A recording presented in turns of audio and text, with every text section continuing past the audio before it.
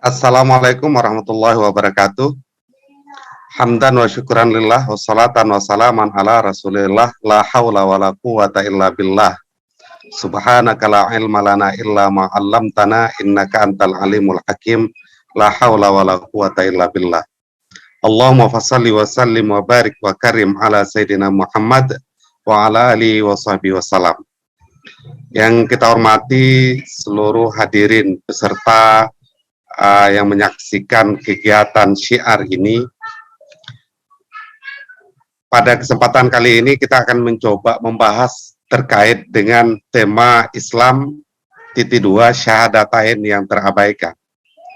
Kita berangkat dari beberapa kasus terakhir, kita sadari bahwa Islam adalah syarat dari segala bentuk aktivitas muamalah dan amaliyah umat Islam. Katakanlah syarat sah puasa diantaranya Islam, syarat sah zakat Islam. Nah, dalam konteks ini Islam menjadi sebuah syarat di dalam beraktivitas yang akan mengandung nilai-nilai keagamaan. Dan dalam konteks ini, maka ada yang harus kita sadari. Yang pertama, ada Islam yang terkadang diartikan sebagai sosok orang yang memeluk agama Islam yang disebut dengan Muslim. Dalam konteks ini ada hadis Rasulullah, al-muslimu man salimal muslimuna min lisanihi wa yadihi. Hakikat seorang muslim itu adalah orang yang selamat, orang muslim lainnya dari aktivitas lisan yang dia lakukan ataupun aktivitas tangan yang dia perbuat. Nah, itu ketika Islam dipahami dalam konteks sosok atau personalnya. Kemudian ada Islam dipahami dalam konteks usulul khamsah atau rukun Islam yang 5. Dalam konteks yang seperti ini, maka keberadaan Islam memiliki 5 dasar. Salah satu dari yang 5 itu adalah syahadatain, yang keduanya sholat, yang ketiga puasa, yang keempat zakat, yang kelima haji. Dalam konteks yang pertama, itu sering terabaikan.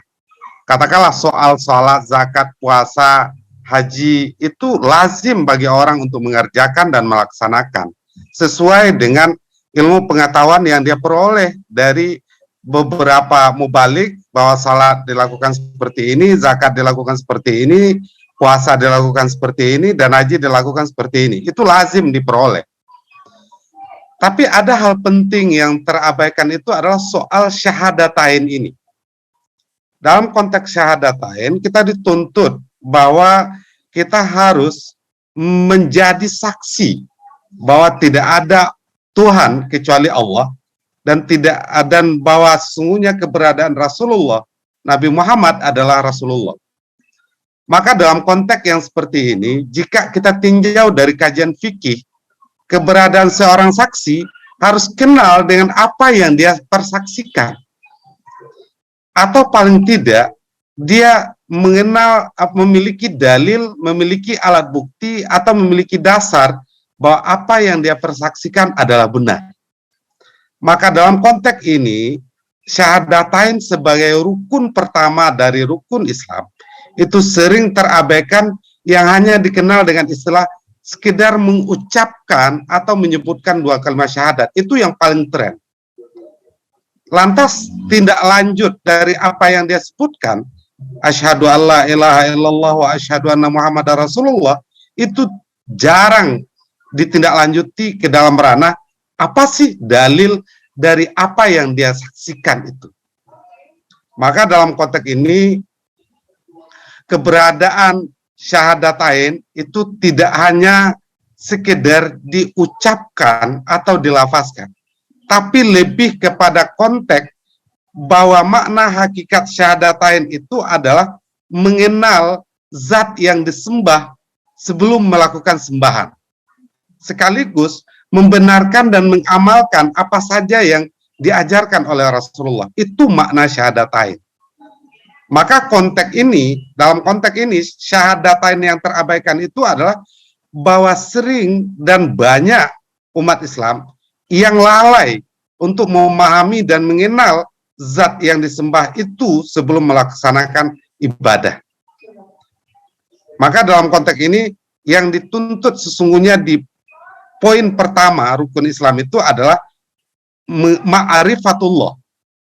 Kenapa demikian? Karena awwaluddin ma'rifatullah. Nah, maka dalam konteks yang seperti ini penting bahwa syahadatain itu dikenal lebih awal oleh orang Islam sebelum dia melaksanakan ajaran-ajaran Islam. Kalau dia tidak kenal, bagaimana mungkin dia akan beramal demi orang itu? Sebagai ilustrasi sangat sederhana adalah tidak mungkin kita akan melaksanakan sebuah amaliyah bekerja demi seseorang yang kita cintai kalau orang yang kita cintai nggak kita kenali. Itu logika sederhananya. Tidak mungkin kita beribadah karena Allah kalau kita nggak kenal siapa Allah sebagai zat yang kita sembah. Maka inilah makna dari tema syahadatain yang terabaikan. Jadi kesimpulannya pada kesempatan kali ini adalah betapa sering kealfaan kita untuk memaknai lebih lanjut terkait dengan mengucapkan syahadatain sebagai syarat dan rukun Islam yang pertama.